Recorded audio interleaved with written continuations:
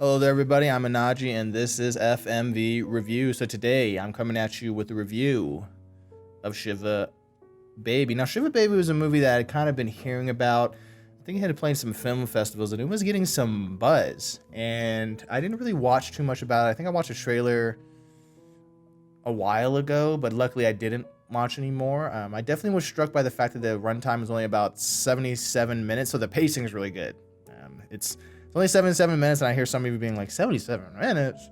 A movie can't be 77 minutes. I'm going to tell you right now, if you've watched my channel at all, or if you just pay attention, there's a lot of movies that are too long. I would prefer a movie be 77 minutes if the plot only allows for it to be 77 minutes. But yes, I want to say this is a masterful debut by someone named Emma Seligman, as she's the writer and director. And I have to say, after watching this movie, that, man, she's going to be someone to watch. This movie is a pretty impressive debut. It's this great kind of dark comedy, sexy dark comedy thriller of, I'm going to give you a brief synopsis.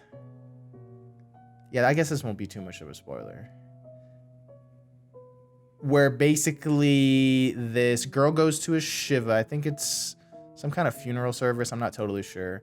She goes with her parents, and when she goes there, she runs into her like sugar daddy, basically, at this Shiva. And that's all I'll say about this film. But man, this film was, I could see why this movie's getting so many accolades. It is a good thriller, as the main character Danielle has to basically navigate this situation, this awkwardness, because as more and more stuff gets revealed, and the Shiva becomes this like social minefield of expectation and tenuous familial connections, where I'm gonna take a guess that the family's probably Jewish. And I would say we have a lot of filmmakers that are Jewish. Like, I don't think you can really tell the American story without talking about the Jewish American experience, because there's some, like, if you're a film head like Steven Spielberg, he's Jewish. That guy helps set a stage. So it's this kind of interesting look into their culture, where at this Shiva, you have it where there's like all this extended family, and they're pretty affluent. Like, let's be real, there are some Jewish people in America who are pretty affluent. They're pretty rich. You know what I'm saying? And you just watch as, like, at any moment, a situation can be made more awkward because of what family members you are running into at the event, because they've known you since you were a child, so sometimes they don't respect boundaries and whatnot.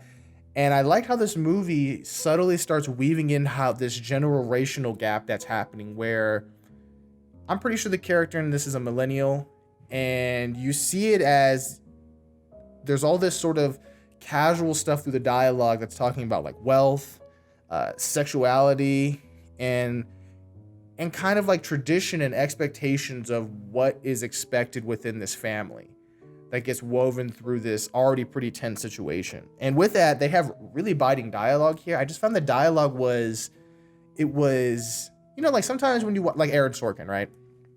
I like Aaron Sorkin as a screenwriter, but his stuff, once you watch enough of his stuff, his stuff has a kind of rhythm to it. His characters all have quippy one-liners. It has this kind of rhythmicness to it, but sometimes it makes it where multiple characters, when they're interacting with each other, they all sound the same. But this movie has this way of each character has a kind of distinct way they talk, and it really shows how this movie isn't really extravagant. It pretty much only takes place at the Shiva, and through the subtlety of acting with an editing and dialogue and tone, how you can get so many different meanings and situations and little subtleties that, man, it is good, man. This is a good movie. But to be real, I think the thing that really helps sell this movie is this movie has a really great cast. I think pretty much everybody here does a great job. I do want to give some special shout outs to some people. I think Rachel Sennott as the main character of Danielle, with her sort of angsty anxiety as our protagonist, who's sort of caught in this very socially awkward situation, and Molly Gordon as a sort of, I believe, distant, sort of like cousin relative, that there's some tension there. That's another thing about the movie that I like, is that you get the feeling that these people have already been sort of living their life and you're coming in the middle of a situation. But this movie just expertly starts filling you in on all these different dynamics. And it makes it where you can tell this director, she's not afraid to believe that her audience is intelligent, and she's laid out enough clues for you to go, you could probably pick up on what the dynamic is here. And the dynamic between Danielle and Molly Gordon's character is really interesting. I also want to give a special shout out to the actress who plays her mom, Debbie, Polly Draper. I don't think I've ever seen this lady before, but she just has this like motherly energy that's so interesting compared to her husband's, because her husband's kind of like this more laid back, kind of easygoing guy. He seems like a well-meaning, good-hearted guy, but the mom has definitely got a little bite to her. You know, she can be a little pushy and whatnot. I think the actor Danny Ferrari, he looked like so many different actors. He kind of looked like the dude Tobias from who played Tobias, Jam on Parks and Rec. But man, that guy he's doing such a good job playing. I couldn't read him sometimes in a way that was good, but in the times that I could read him, I think he added depth that it made me think about certain things about his character that I thought was really interesting. And here's another actress that I had kind of been curious about, because sometimes you have it where there's a certain pop cultural moment that gets brought up in your life again. And there's a time around this actor, Alex Pettyfer, there's a movie called I Am Number 4, came out around like 2011, 2012, and she was in it. She was this actress who was on Glee, but Diana Argon is in this movie, and I'm so glad she's in this. I think she does a great job. I won't say what character she is, but when she shows up, I think after this movie, hopefully she gets some more work. And lastly, I want to talk about another element that really adds to the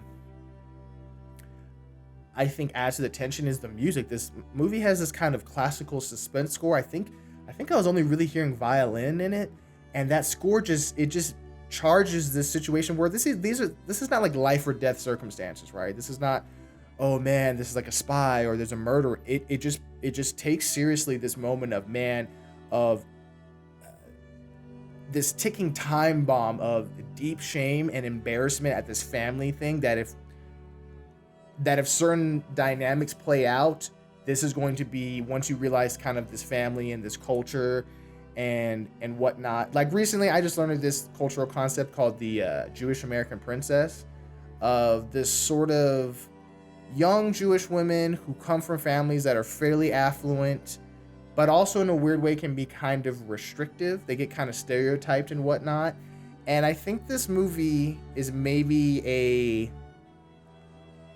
critique of that, and maybe showing how, whether you're, American, Italian, if you're a millennial, how our generation is going through a strange thing where there's a generation gap where the world was a certain way and things worked out a certain way for our parents, and that was told to us, but our lives are not going that way, and we're having to find our own way. And sometimes the butting of heads that happens when you have two different worldviews hitting up against each other. But yes, I think if you're looking for a trim, dark comedy thriller from a masterful writer-director, I think Shiva Baby is worth a watch. I think it's streaming on Amazon Prime. I think you have to pay for it, but it's totally worth it. And yeah, so I'm going to give Shiva Baby, and thank God, finally, I've been waiting for me. I'm going to give Shiva Baby 8 out of 9, like a really solid 8 out of 9. I think this director, Emma Seligman, I think she's someone to watch. The fact that this movie was that good, expect to see that lady make something really, really great soon. I'm just saying, I'm going to call it right now. So yeah, if you dug this review, make sure to like, share, and subscribe to the channel. And yeah, I'll talk to y'all later. Bye.